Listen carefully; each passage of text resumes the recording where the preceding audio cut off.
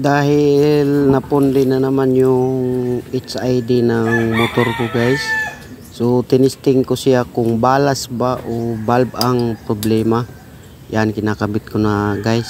So napakalakas ng kuryente nito guys kasi may balas, may igniter siya. Yan, kaya malakas ang HID kasi valve ba, ano yung valve niyan siya. Oh, yan oh. Ang kukuha nito 10K ang color niya, kulay blue. Ano? Hindi, so yan lang kasi bigla akong namamatay kagabi kaya tinanggal ko ulit. Tapos tinignan ko kung balas ba talaga ano yung valve. So tinisting ko yung balas niya na pinagtapat ko dyan sa yabi na yan, katala na yan. Yan, tinisting ko siya. Pero huwag mong idikit guys kasi nagkukuryente. Sobrang lakas ng kuryente. Yan o, buo yung balas eh. Ayun, yun o. Tinitingnan ko, buo ba? Yan. Sobrang lakas. Galit na kaplargahon ko? Yan. So, galit na kaplargahon ko? Minsan kasi nakapost din ng kuryente yung motor ko kahit naka full wave na siya. Yan. So, hindi pa rin tayo satisfied kung mawala-wala ba yung kuryente niya.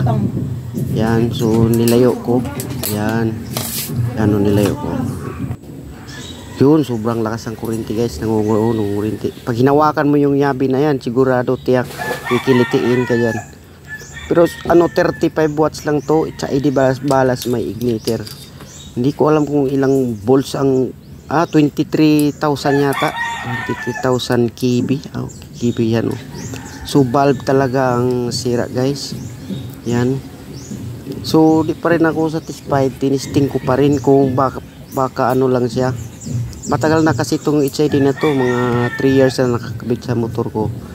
Kaya tinisting ko ulit siya kung gagana ba talaga siya. Baka naman na ano lang, na wire lang. Yan. H4 to na HID ano. So ano na talaga, medyo nangitim na yung ano gitnaan niya. Yan oh, talaga eh oh. Yan.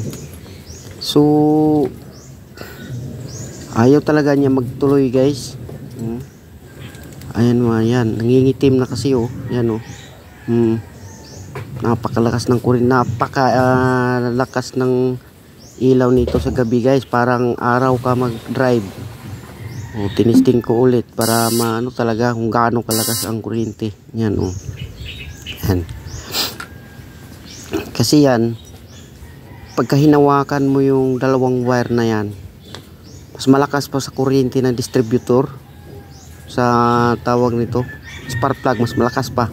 Kasi sa spark plug, minsan mo lang hindi mo gaano makikita ito. Kitang-kita mo talaga yung dalawa talaga yung lumalabas.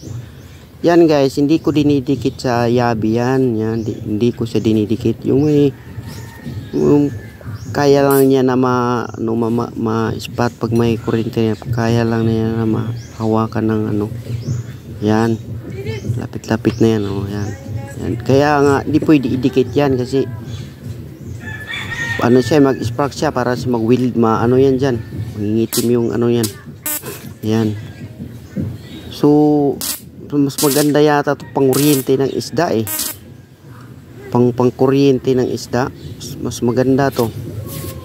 Yan. Buka natin. Yan. Yan oh. Lakas oh. Yun, nakuryente pa ako dyan guys. Kasi yung hinawakan ko na 12 volts lang to siya. 12 volts na sa 35 watts. Pero malakas yung may igniter siya. Ito yung nagdadala na pinakamalakas na kuryente.